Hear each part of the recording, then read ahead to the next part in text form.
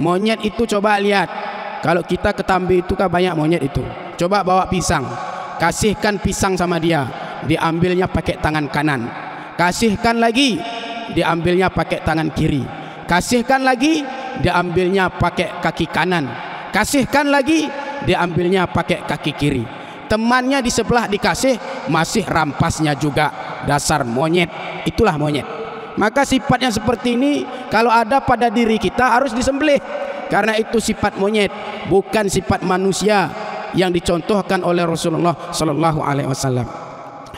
Apalagi misalnya anjing.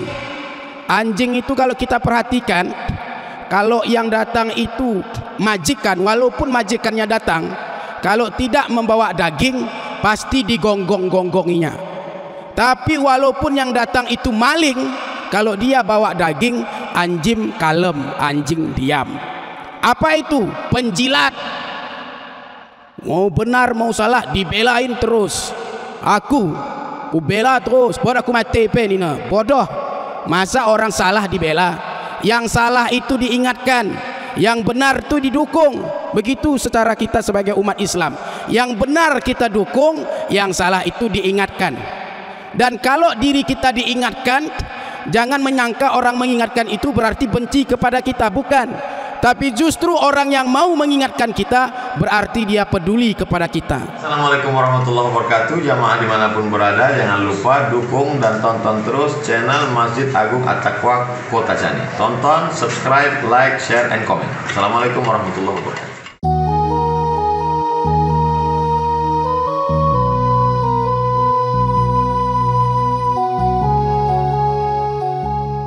Assalamualaikum warahmatullahi wabarakatuh.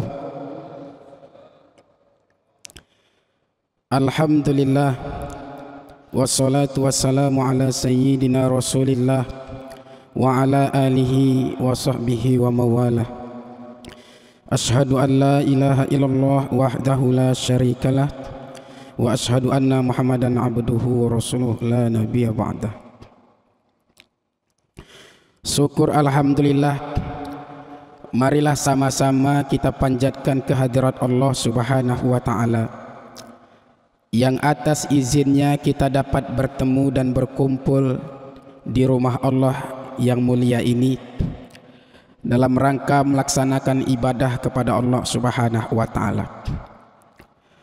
Salawat dan salam kepada junjungan alam, yakni Nabi besar Muhammad Sallallahu Alaihi Wasallam, sebagai panutan kita, contoh suri tauladan dalam kehidupan kita, yang apabila kita selalu berpegang teguh dengan dua yang ditinggalkannya, yaitu Al-Quran dan sunnah-sunnahnya, maka insya Allah kita tidak akan pernah sesat untuk selama-lamanya.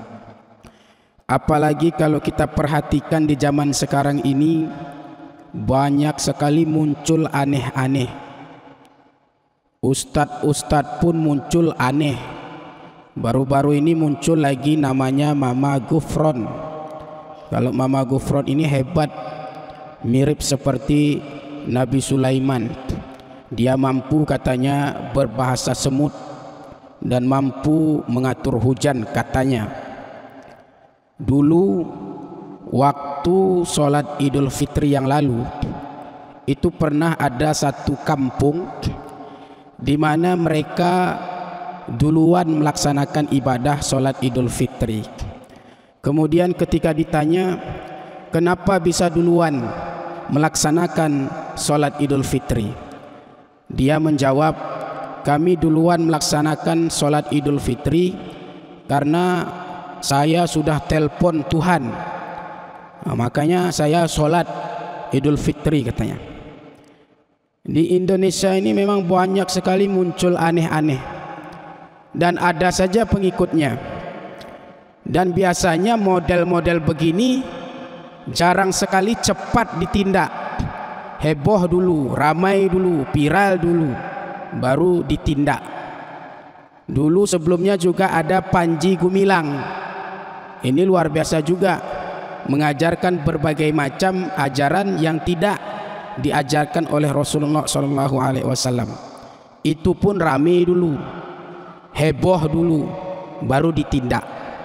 Oleh karena itu marilah kita senantiasa berpegang teguh dengan dua yang ditinggalkan oleh Nabi kita, yaitu Al-Quran dan sunnah-sunnahnya. Insya Allah kita tidak akan pernah sesat untuk selama-lamanya. Bapak Ibu jamaah salat subuh yang dirahmati Allah Subhanahu wa taala. Hari ini tepat pada tanggal 23 Zulhijjah. Artinya masih dalam suasana yang tidak terlepas dari kisah besar yang merupakan banyak iktibar yang bisa kita dapatkan, yaitu kisahnya Nabi Ibrahim alaihissalam dan Nabi Ismail alaihissalam. Nabi Ibrahim alaihissalam, beliau pernah menyembelih ratusan ekor unta dan kambing, lalu semua dagingnya itu dibagikan kepada masyarakat. Ketika beliau mampu menyembelih ratusan ekor unta dan kambing, muncullah sifat manusiawi beliau, sehingga beliau menyampaikan kepada masyarakat, saya katanya, jangankan untuk menyembelih unta, jangankan untuk menyembelih domba, kambing, anak pun kalau diperintahkan Allah untuk disembelih, maka akan aku sembelih untuk mendekatkan diri kepada Allah Subhanahu wa taala. Kenapa Nabi Ibrahim mudah menyampaikan itu? Karena pada waktu itu Nabi Ibrahim belum punya anak, jadi ngomongnya gampang saja. Sama saja seperti para calon-calon pemimpin, sebelum dia duduk menjadi pemimpin ngomongnya enak. Nanti kalau saya jadi pemimpin akan saya buat seperti ini. Nanti kalau saya duduk jadi pemimpin maka akan seperti ini, seperti ini, seperti itu. Tapi kadang-kadang kalau sudah duduk, sibuk mencari alasan untuk tidak melaksanakan apa yang ia sampaikan itu. Maka Nabi Ibrahim alaihissalam mudah saja menyampaikan itu, karena pada waktu itu belum punya anak. Sehingga dalam satu riwayat dijelaskan, ketika Nabi Ibrahim alaihissalam pada akhirnya diberikan keturunan oleh Allah Subhanahu wa taala, yang diberi nama Ismail, yang juga menjadi nabi, yaitu Nabi Ismail alaihissalam. Ketika Nabi Ibrahim tidur, maka beliau bermimpi, seolah-olah Allah menyampaikan, "Hei Ibrahim, tunaikan janjimu." Memangnya saya janji apa ya Allah? Ingat enggak? Dulu pernah engkau menyampaikan, saya jangankan hanya menyembelih unta dan kambing, anak pun kalau diperintahkan Allah untuk disembelih, pasti akan aku sembelih untuk mendekatkan diri kepada Allah Subhanahu wa taala. Sekarang aku perintahkan, sembelih anakmu Ismail. Mendapat mimpi semacam itu, merenung Nabi Ibrahim. Rasa gundah dan gelisah, khawatir, kok bisa ya Allah sampai memerintahkan saya untuk menyembelih anak saya.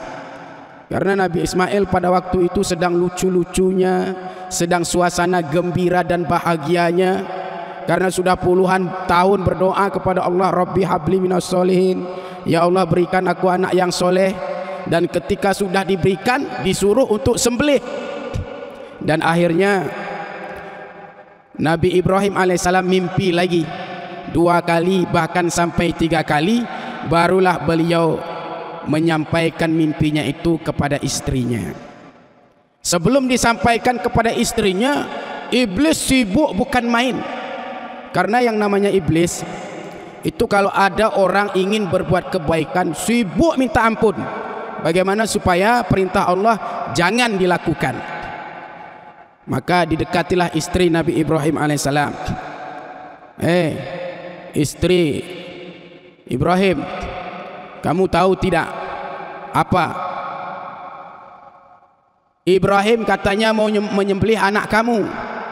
Memangnya kenapa suami saya tega untuk menyembelih anak kami Ismail? Katanya itu perintah Allah.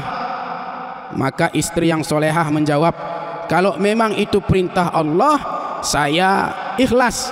Jangankan anak saya pun kalau diperintahkan Allah untuk disembelih, aku rela untuk disembelih. Ini jawaban istri yang solehah. Tapi coba kalau istri yang salah, jawabannya tidak seperti itu. Maka Nabi Ibrahim alaihissalam menyampaikan kepada istrinya, wahai istriku, aku telah diperintahkan oleh Allah untuk menyembelih anak kita Ismail. Bagaimana menurut pendapatmu? Laksanakan atau tidak? Kata istri Nabi Ibrahim alaihissalam, lakukan wahai suamiku. Jangankan anak kita Ismail, aku pun rela disembelih jikalau memang itu adalah perintah Allah Subhanahu wa taala. Coba bayangkan kalau istri yang salah menjawab seperti itu, maka dia akan menjawab, kenapa anakku yang disembelih? Kenapa ndak abang aja udah tua? Abang aja udah tua, abang aja sembelih. Jadi jawab negak deh. Jika istri yang salah.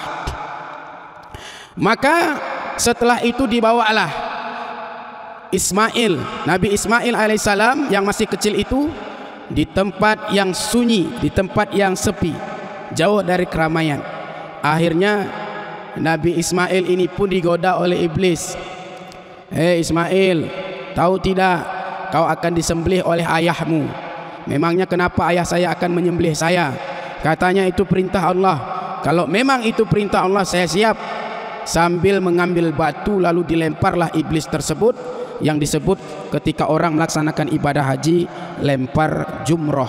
Itu sebagai lambang permusuhan kita manusia dengan iblis, dengan setan, bahwa musuh yang nyata bagi kita adalah iblis dan seluruh bala tentaranya, para setan-setan yang akan menggelincirkan kita dari jalan Allah Subhanahu wa taala.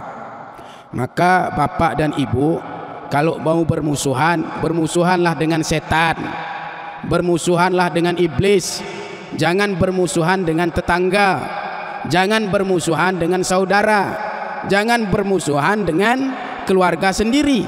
Kalau mau bermusuhan, musuhilah setan, karena itulah musuh yang nyata bagi kita. Bapak ibu jamaah salat subuh yang dirahmati Allah Subhanahu wa taala. Maka setelah itu disampaikanlah perintah Allah ini kepada Nabi Ismail alaihissalam, wahai anakku, ayah diperintahkan Allah untuk menyembelihmu. Bagaimana menurut pendapatmu? Kalau memang itu adalah perintah Allah, wahai ayah, lakukan. Insya Allah kita akan dikumpulkan dengan golongan orang-orang yang bersabar kepada Allah Subhanahu wa taala. Inilah jawaban doa dari Nabi Ibrahim alaihissalam yang tidak berputus asa berdoa kepada Allah, Rabbi habli minas solihin, Rabbi habli minas solihin, Rabbi habli minas solihin. Ya Allah, berikanlah aku anak yang soleh, berikanlah aku anak yang soleh. Bertahun-tahun bahkan puluhan tahun, akhirnya Allah mengabulkan doa Nabi Ibrahim alaihissalam, sehingga ketika untuk disembelih pun anaknya rela, karena itu adalah perintah Allah Subhanahu wa taala. Jamaah salat subuh yang dirahmati Allah Subhanahu wa taala. Maka tatkala itu disembelihlah Nabi Ismail alaihissalam. Nabi Ibrahim sambil memejamkan mata. Ketika rasanya sembelihan itu sudah sampai, maka dibukalah mata Nabi Ibrahim alaihissalam. Ternyata Nabi Ismail alaihissalam telah diganti oleh Allah menjadi seekor domba yang gemuk, yang sehat, yang layak dibagikan dagingnya kepada masyarakat. Itulah salah satu syariat yang kita lakukan di bulan Zulhijjah pada tanggal 10, 11, 12, 13 untuk melaksanakan ibadah kurban. Apa hukumnya berkurban? Menurut mazhab Hanafi, hukum berkurban itu hukumnya wajib. Siapa yang wajib berkurban? Apabila dia berkurban dan dia mampu memberikan nafkah untuk dirinya dan kepada keluarganya, atau siapapun yang menjadi tanggungannya selama tanggal 10, 11, 12, 13, maka orang seperti itu sudah wajib untuk berkurban menurut mazhab Hanafi. Apa dalilnya? Karena Rasulullah SAW melarang orang untuk dekat-dekat dengan masjid. ketika dia sudah diberikan kemampuan oleh Allah untuk berkurban, namun dia tidak mau berkurban, jangan dekat-dekat dengan masjid kami, kata Rasulullah sallallahu alaihi wasallam. Kalau sudah tidak boleh dekat dengan masjid, artinya tinggal pilih mau mati secara Yahudi atau mati secara Nasrani, tinggal pilih saja. Ustaz, itu kan materinya sudah lewat, bukan perkara lewat. Kalaulah kita ada umur panjang, masih ada bulan Zulhijjah berikutnya, apabila umur kita panjang sampai kita bulan Zulhijjah berikutnya, berdoalah kepada Allah agar diberikan kemampuan oleh Allah untuk berkurban.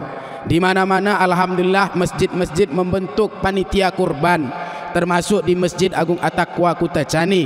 Kita silahkan mendaftar, boleh dicicil. Itu satu kelompok sampai 7 orang. Biayanya biasanya sekitar 2.600.000 atau 2.700.000 atau mungkin 2,5 juta, sesuai dengan harga hewan yang akan dibeli untuk berkorban. Maka mari kita niatkan. Maka kita sebagai umat Islam bangun pagi, pergi pagi, pulang sore, banting tulang cari rezeki. Salah satunya adalah nanti ketika bulan Zulhijjah kita bisa berkurban. Kita orang Islam ini bukan cari rezeki untuk ditumpuk-tumpuk saja. Bangun pagi cari uang, tumpuk. Cari rezeki, tumpuk. Cari rezeki, tumpukkan. Cari rezeki, tumpukkan. Mati. Tak ada yang kata ubat anak-anak megagara tu warisan. Kan sayang. Oleh karena itu, gunakanlah rezeki yang diberikan Allah itu untuk berkurban. Kita umat Islam ni, hidup kita bukan hanya untuk makan. Ini kadang-kadang heran kita melihat umat Islam cari rezeki hanya untuk makan aja. Cari rezeki, makan, tidur. Cari rezeki, makan, tidur. Cari rezeki, makan, tidur. Bawa geri-geri plane. Kayak bedanya kita lembu. Sama juga. Bangun dia, makan dia, tidur. Bangun dia, makan dia, tidur. Mati. Lembu mati, malah pertanggungjawaban di hadapan Allah. Manusia mati akan bertanggung jawab di hadapan Allah Subhanahu wa taala.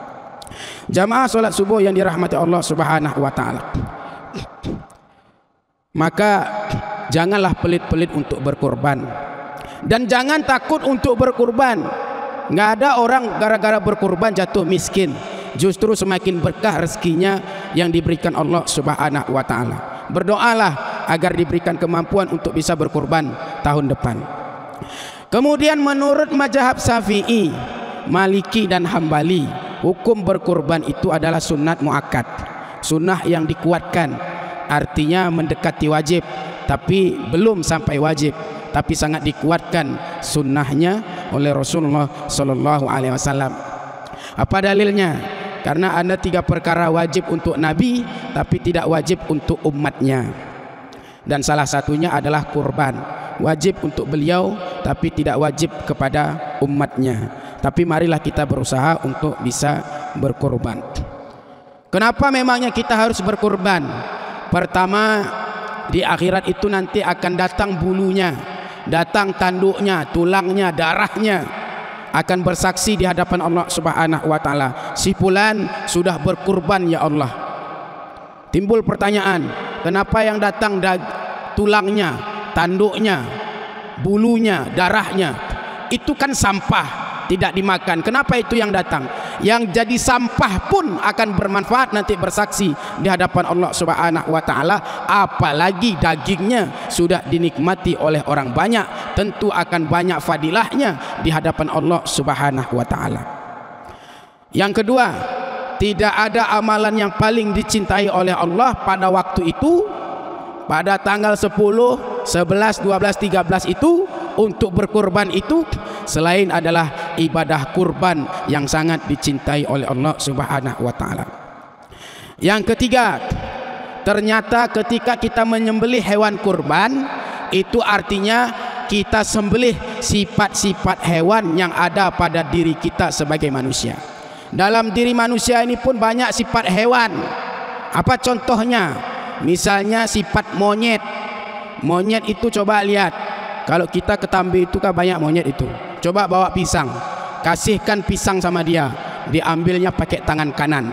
Kasihkan lagi, diambilnya pakai tangan kiri. Kasihkan lagi, diambilnya pakai kaki kanan. Kasihkan lagi, diambilnya pakai kaki kiri. Temannya di sebelah dikasih, masih rampasnya juga. Dasar monyet, itulah monyet. Maka sifat yang seperti ini kalau ada pada diri kita harus disembelih, karena itu sifat monyet, bukan sifat manusia yang dicontohkan oleh Rasulullah Sallallahu Alaihi Wasallam. Apalagi misalnya anjing. Anjing itu kalau kita perhatikan, kalau yang datang itu majikan, walaupun majikannya datang, kalau tidak membawa daging pasti digonggong-gonggonginya. Tapi walaupun yang datang itu maling, kalau dia bawa daging, anjing kalem, anjing diam. Apa itu? Penjilat. Mau benar mau salah dibelain terus. Aku bela terus, buat aku mati penina. Bodoh. Masa orang salah dibela? Yang salah itu diingatkan, yang benar itu didukung. Begitu secara kita sebagai umat Islam, yang benar kita dukung, yang salah itu diingatkan. Dan kalau diri kita diingatkan, jangan menyangka orang mengingatkan itu berarti benci kepada kita, bukan. Tapi justru orang yang mau mengingatkan kita berarti dia peduli kepada kita. Teman yang baik bukanlah teman yang selalu membenarkan kita. Benar salah dibenarkan, itu bukan teman baik.